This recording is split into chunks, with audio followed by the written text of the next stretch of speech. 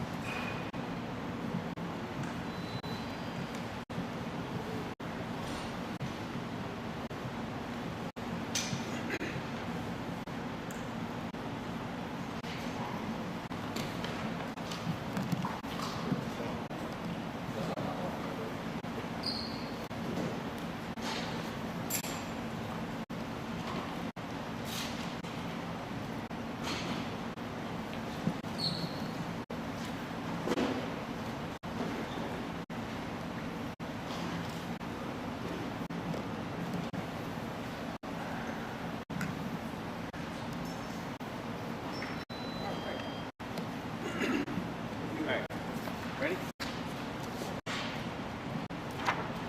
First off, good morning. Good morning.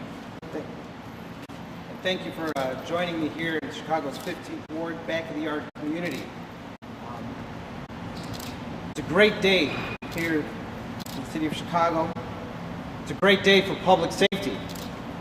A day of what's possible as we come together and reimagine what the next generation of gunshot detection technology, coordinated public safety, and community engagement looks like.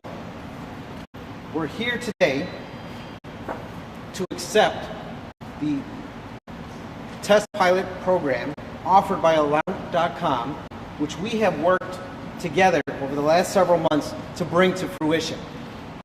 This is a multi-pronged gunshot detection and response program that incorporates both acoustic technology, infrared technology, coordinated camera technology, as well as drone deployment, all without human intervention. This coordinated technology will be a 6-month pilot offered free of charge to the city of Chicago, and it will be here in the Back of the Yards community.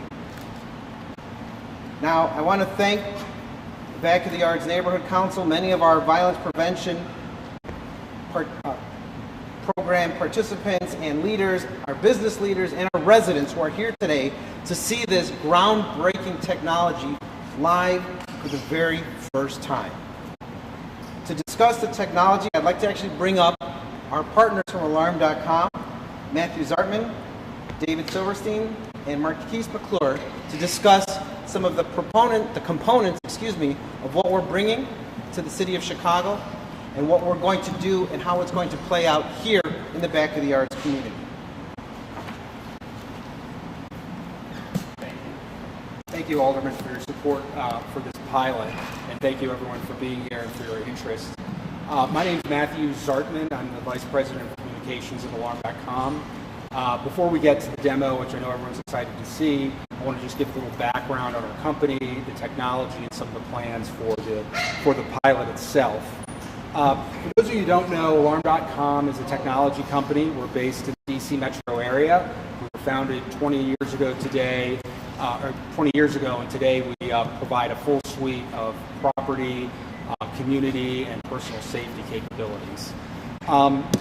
The pilot that we have planned is going to include a unique combination of technologies. So as the Alderman said, there will be a gunshot detection sensor deployment, there will be indoor and outdoor video cameras, and there will be a drone that can be deployed in response to a gunshot detection that will carry an onboard video capability to provide a live feed from that location.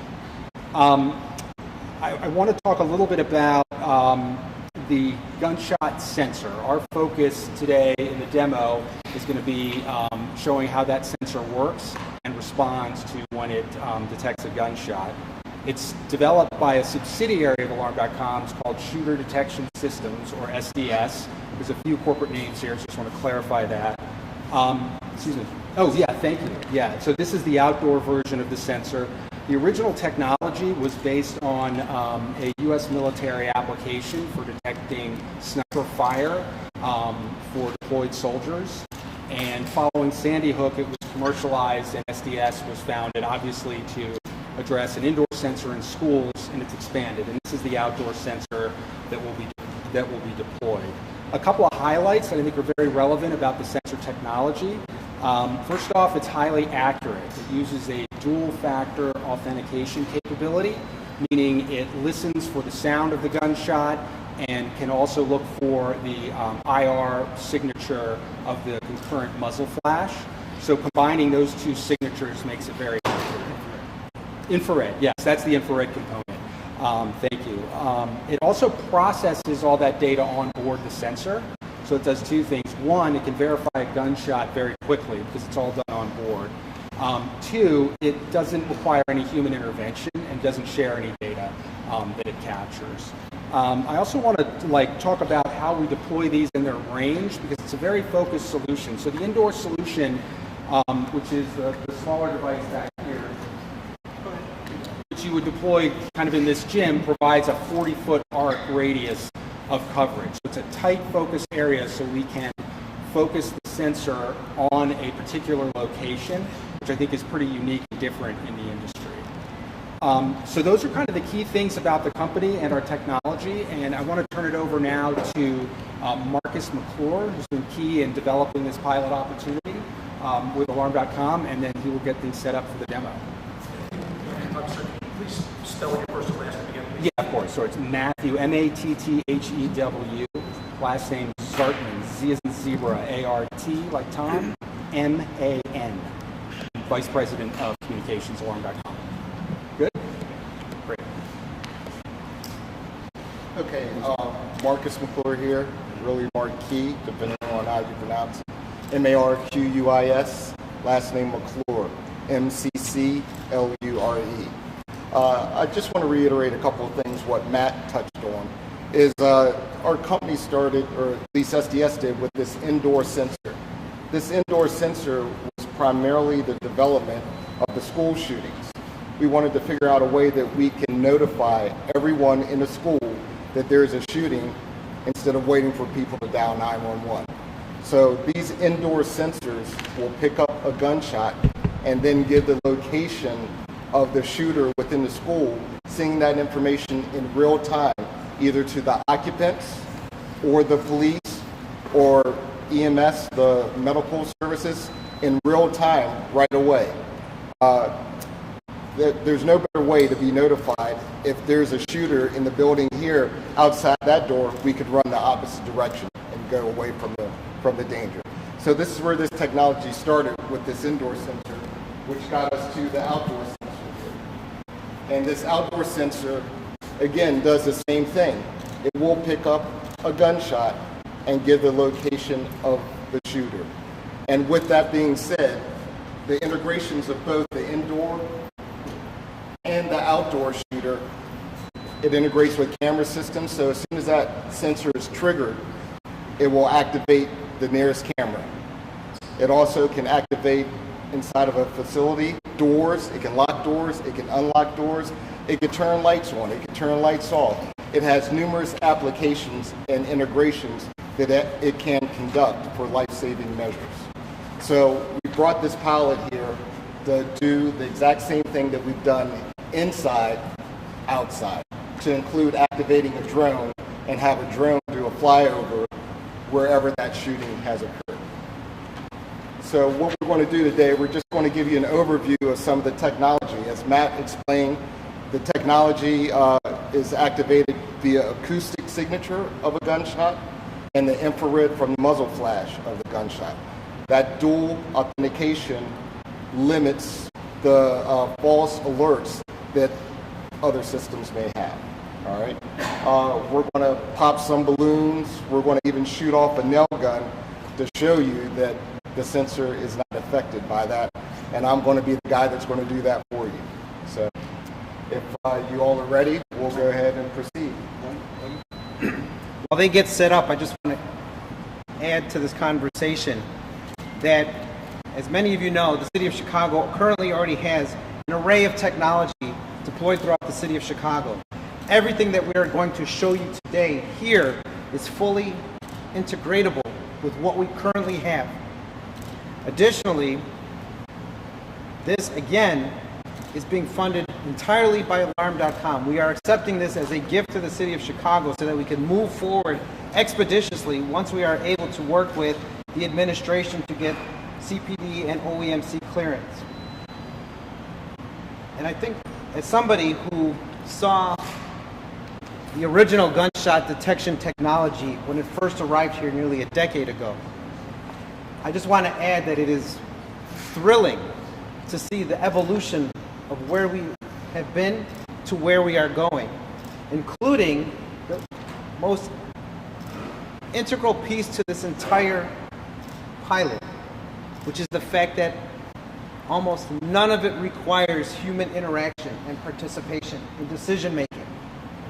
A gunshot goes off, the technology springs to life, verifies that it was in fact a gunshot, as we will demonstrate shortly, but can pinpoint all camera activity, deploy drones, and do all of that without one person being involved in that process, completely reducing human error or human time in order to act when there is a crisis in the neighborhood. So I'm very excited by all of this because, as many of you will remember, the SDSC rooms involved human interaction. They involved having 2 or 3 individuals, a sergeant and 2 or 3 police officers, to have to make judgment calls.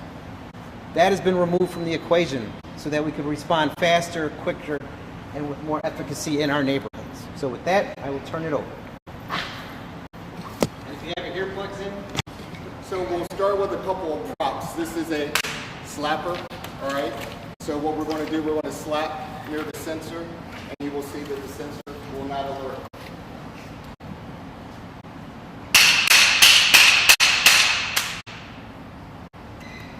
Now that off in the distance would sound like a gunshot if you didn't know what it was, but once again, the sensor did not alert. I'm going to pop a couple of balloons here, again, to show you that the sensor will not alert.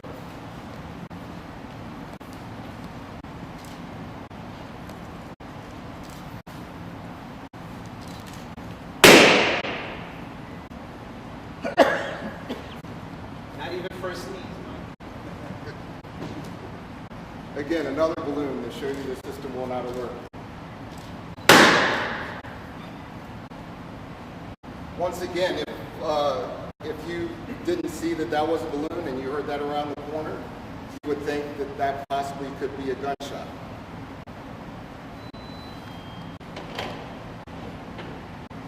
The next prop that I'm going to use is a nail gun. Now, a nail gun actually uses equivalent to a 22. The next thing that I'm going to do is use a nail gun. The nail gun actually uses similar to a 22 cartridge from a gun, but there's no muzzle flash, no infrared flash that's given off from the nail gun. So once again, you'll see that because of the dual authentication, the sensor will not pick up the shot from this nail gun, and in fact will not alert. So I'm going to do that now.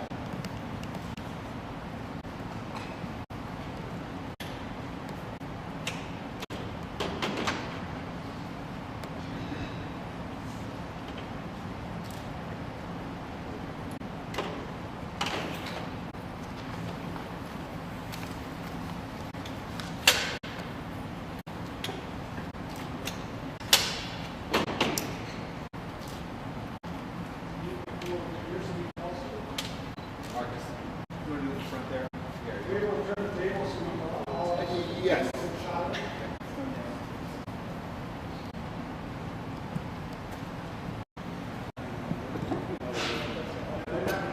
You want to move the table forward?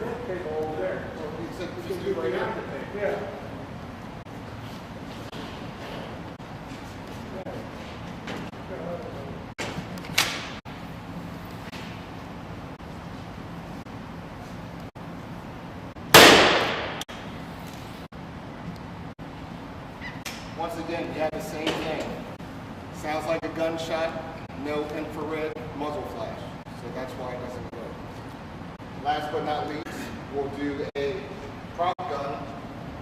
which has a 22 blank cartridge, but it provides the infrared muzzle flash, which will trigger the switch.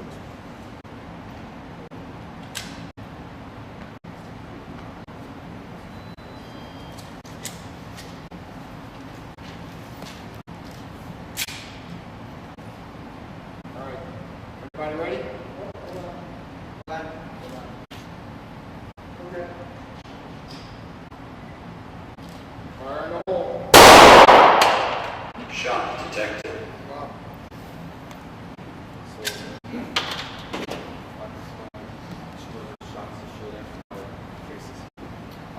I think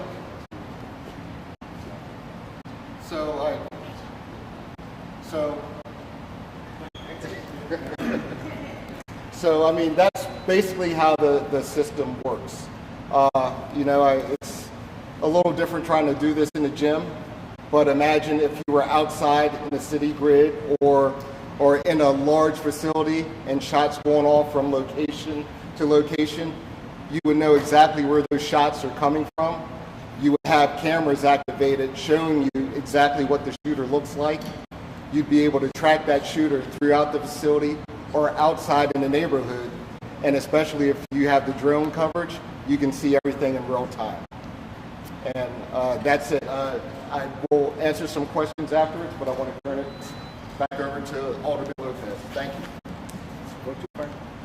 Right here.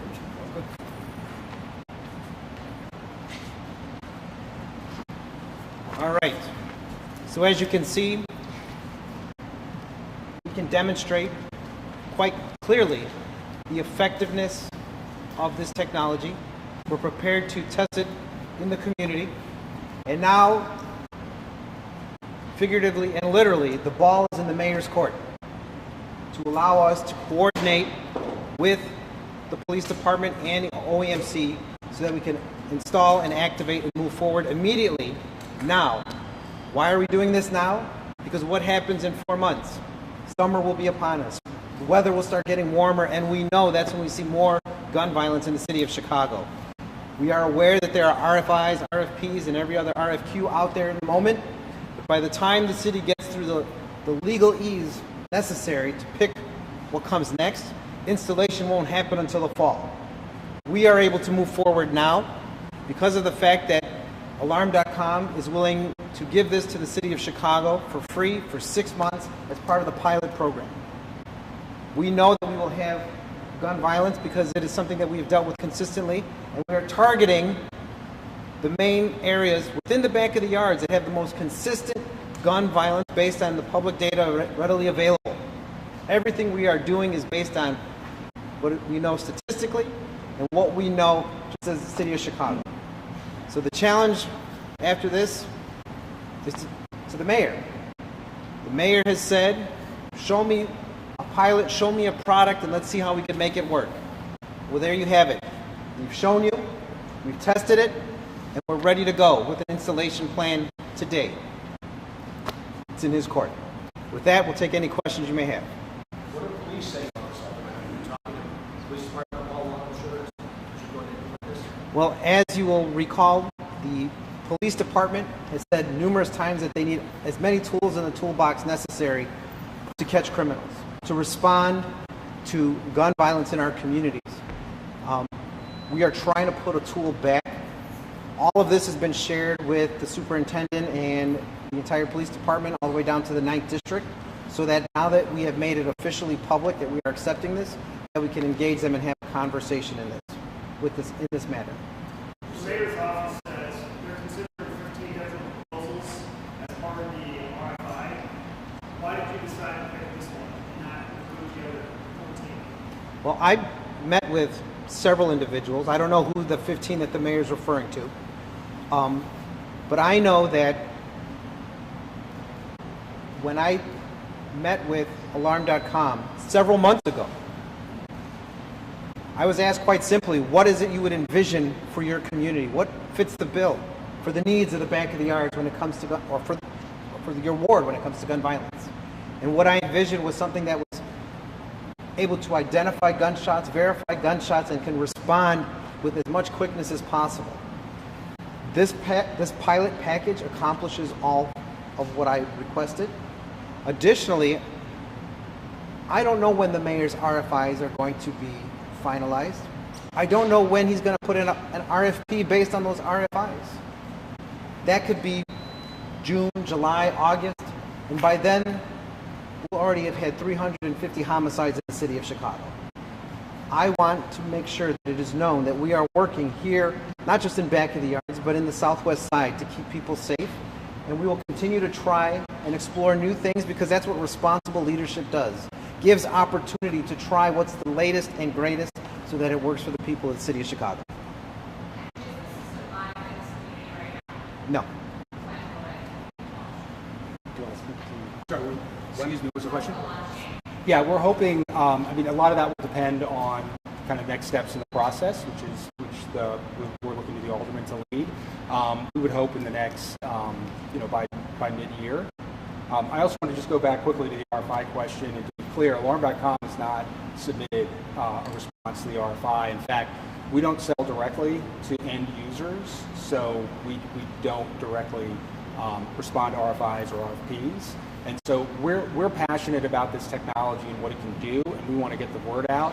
And wherever we find champions who are willing to evangelize for the technology and help with that, we're excited to partner with them. And so if it grows into something else, so be it. But I just want to be clear on that point. When was your company founded? 2001.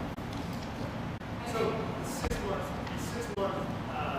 test program, how soon could that start? I think we're shooting for like early summer, maybe 3 or 4 months from now.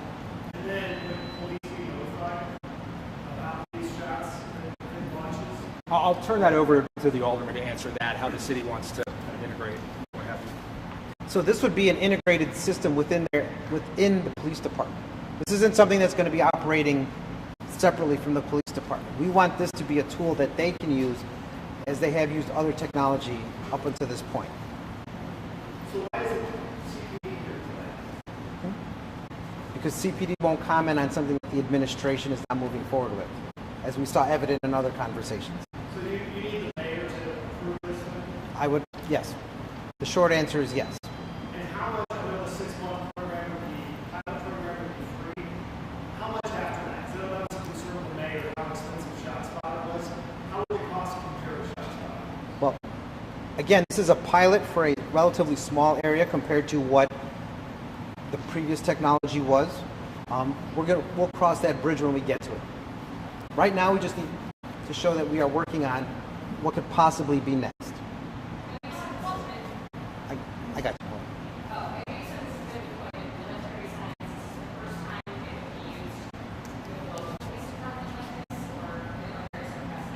No, we're at a wide range of properties. A lot of commercial properties, corporate headquarters. We're in a lot of schools and school districts. We're in government buildings and municipalities. It was originally developed based on a technology that was provided to the U.S. military, and so it's based off of that. And so military bases, I believe we're in a few administrative buildings there, and a few applications, but it's not like core to the business.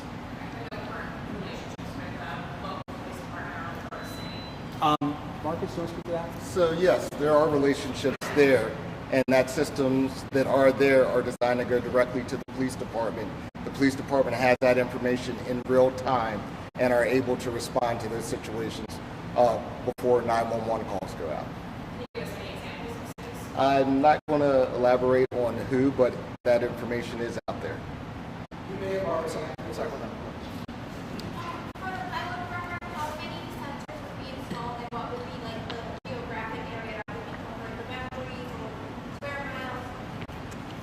So we don't want to give out exact information on where the pilot program will be and how many sensors will be placed.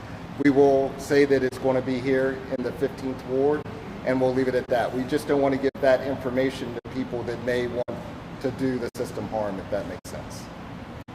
I can't answer that. It will be approximately a half square mile within the back of the yard.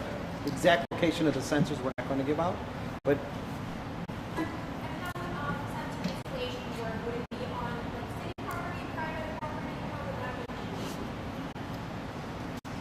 it could be a combination of both. That just depends on the city and how the city wants to deploy the system. How does this differ exactly from ShotSpotter? What's the main difference between this and ShotSpotter? Yeah, I would say it's a more focused solution. So how can we protect particular locations? So I talked about the range of the sensor being limited, and so I think that flexibility of deployment to target kind of community areas, parks, like I mentioned schools a number of times, libraries, that kind of thing. So community gathering areas is a focus. And then, and so it's a limited range, and we're also tuned to gunshots. So it's not picking up a lot of audio of people kind of living their day to day. How does it work exactly? You said it'll only notify if there's a muzzle flash. What if it's like around the corner or it doesn't see it, but it hears it?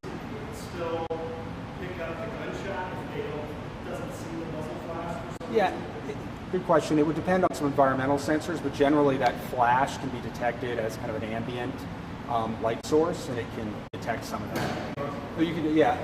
Here's our technical engineer. to kind of It has to see both. My name's Rob Errico. I'm an engineer. I'm E-R-R-I-C-O.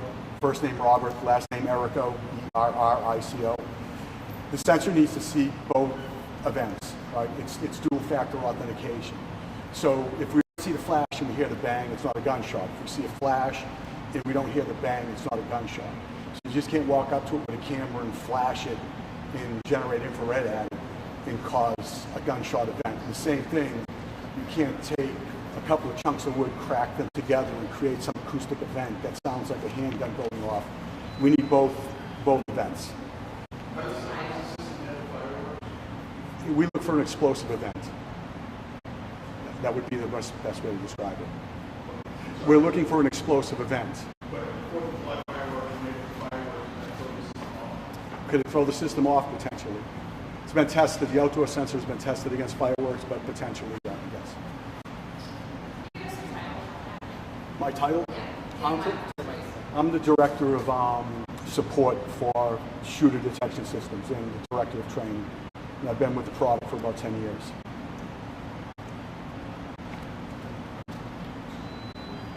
Any other questions?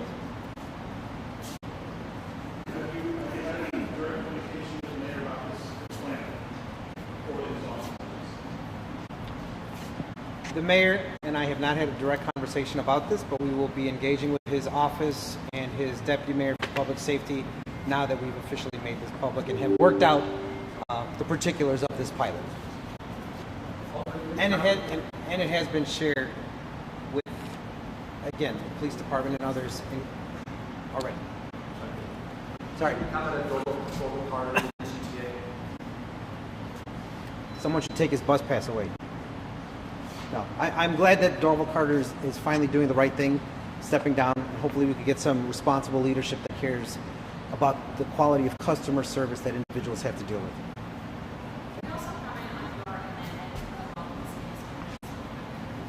Sure. We look forward to Wednesday's vote, on the amendment to the Welcoming City Ordinance. I think it is clear that we are trying to differentiate the difference between those who are here who choose to engage in dangerous criminal activity versus those that do not. We do not want to have individuals taken as collateral damage by the incoming administration while they look for their high priority targets. That's what we are trying to do. That is my focus, Alderman Tabarros's focus, and many others. And it's really unfortunate that many of my colleagues are trying to spread fear and gaslight everyone, saying that we are taking away the ordinance in its entirety and that we're trying to cooperate with mass deportations. We're actually doing the exact opposite, and we are not trying to play chicken with Donald Trump at the expense of the undocumented here in the city of Chicago. It's shameful that that's exactly what Brandon Johnson and all his allies are going to do by egging him on, tempting him to come here and prove them wrong. Sir, just one last from me. So during the pilot program, where will the equipment be set up? Who will be receiving? So once the pilot program is accepted by the city of Chicago in coordination with the mayor's office, the notifications, all of the information, that's going to be straight to OEMC and CPD. It's not coming to me. Now, it's just going to, they will be feeding into the Chicago Police Department.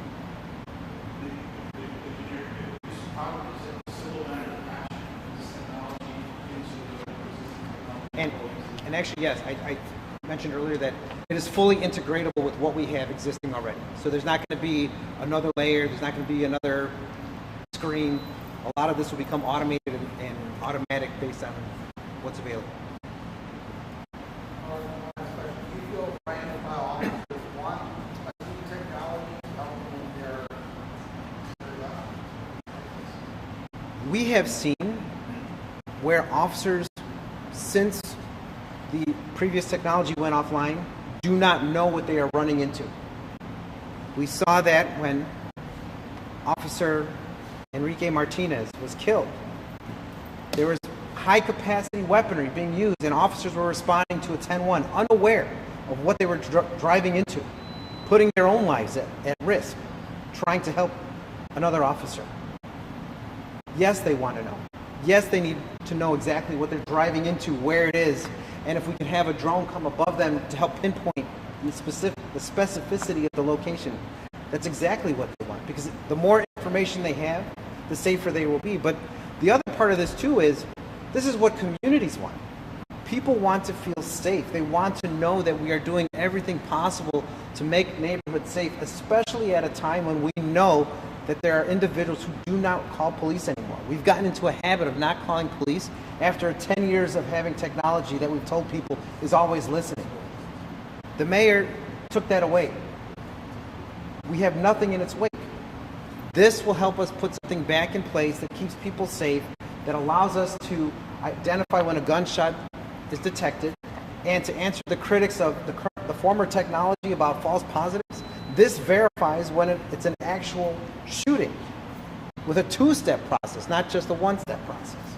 So all of that is what is missing in our toolbox now that we seek to replace here as a test to prove what's possible. You know, no one would have envisioned that we would have been working to deploy drones to respond, but this is what we're moving towards. This is what many cities are moving towards. And we can be at the cutting edge of it. This city used to be known for thinking big things. Well, this is the next generation of big things in public safety. Betcha. Are you wanting to replace ShotSpotter with this, or would you rather have ShotSpotter turned on in this in conjunction? Or do you envision this replacing ShotSpotter? Well, to be clear, we have always said that the former technology should have been in place while the mayor figured out what was coming next. He chose not to do that. What we are focusing on right now is what could possibly be next. What does the future look like? And how do we test out some things to see what it works in a truly active community? That's what we're going to do with this pilot. Quick question, are there any plans to do any sort of survey with residents to see how they feel currently? I'm open to if we want to have community conversations about this, but I could tell you, being as close contact as I am with my community, that they do not want to live under the gun. Shootings have gone on since the old technology went offline that go unreported on almost every block, including some of the target blocks that we're focusing on. We need to help reinstill faith that we're able to focus our energies on identifying where those shootings are happening, as well as trying to put some of those shooters in jail. ShotSpotter, the pilot off the ground, 30 feet off the ground, how is this positioned? On a pole or is it built in? It's similar. It will be placed high above the ground. But again, we're different than ShotSpotter. ShotSpotter does what they do. We do what we do. Which is, again, is audio. It's acoustic, sound of gunshots, and infrared from the muzzle flash of the gun. Who's the Star Wars film that made that look like a stormtrooper? It's Stormtrooper hat. I'd like to take credit for that, but it wasn't me. I'm not an engineer. I'm just the guy who talks a lot. I think we know. You talked about the device must restore data, and then with the drones and like the video footage, what would happen in terms of how that's stored, how that's managed, and like privacy concerns that some groups might have? Yeah. We think but yeah, it would depend on how the integration ends up working with other kind of city services. So. All right, thank you.